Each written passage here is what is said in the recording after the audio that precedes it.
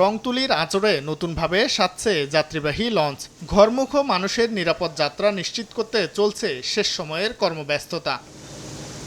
ঈদযাত্রায় দক্ষিণাঞ্চলের মানুষের অন্যতম পছন্দের বাহন লঞ্চ। সড়ক পথের তুলনায় লঞ্চে যানজট ও ভোগান্তি কম থাকায় এ পথে চাপও থাকে বেশি। যাত্রী প্রত্যাশা মাথায় রেখে তাই লঞ্চগুলো ধুয়ে মুছে নতুন রূপ দিচ্ছেন শ্রমিকরা। আমরা যাত্রীর যথেষ্ট পরিমাণ সেবা দেওয়ার জন্য যথেষ্ট পরিশ্রম করে চেষ্টা করতেছি। সুন্দর দেখলে মানুষ উঠতে চায়, ওই লঞ্চটার ভিতরে ভ্রমণ করতে চায় যে না এই লঞ্চটার ভিতরে উঠি। নাম লেখলে পরে এবং রং দিলে লঞ্চটা নতুন হলো এবং যাত্রীরা একটু তার প্রতি একটু আকর্ষণ হলো। নৌপথের এই যাত্রা অন্যান্য বারের চেয়ে আরও গতিময় করে তুলতে এবার নতুন উদ্যোগ নিয়েছে সংশ্লিষ্ট কর্তৃপক্ষ।